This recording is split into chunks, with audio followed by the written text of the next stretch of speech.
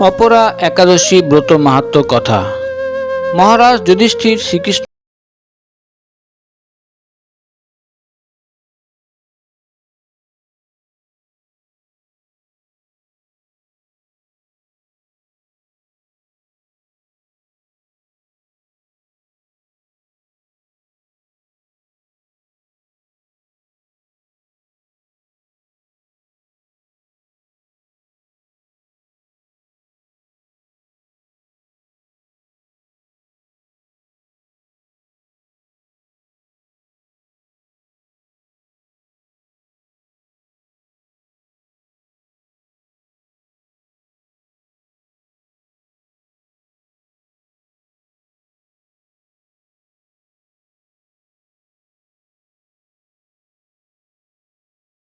মিথ্যা চিকিৎসায় রত যারা থাকে তারা সকলেই নরক যন্ত্রণা ভোগ করে।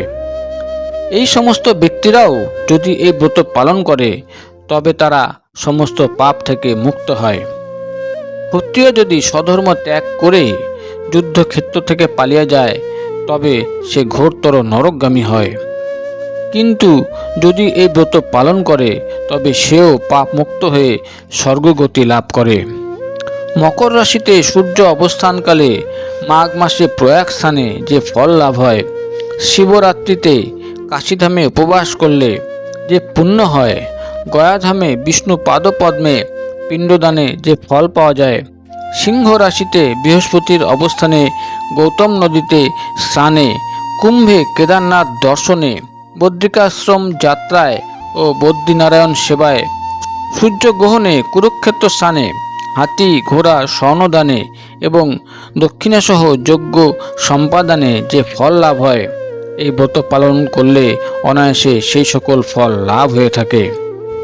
এই অপরা একাদশী ব্রত পাপরূপ বৃক্ষের কুঠার স্বরূপ, পাপরূপ কাঠের দাবাগ্নির মতো, পাপরূপ অন্ধকারের সূর্য সদৃশ এবং পাপ হস্তির সিংহস্বরূপ।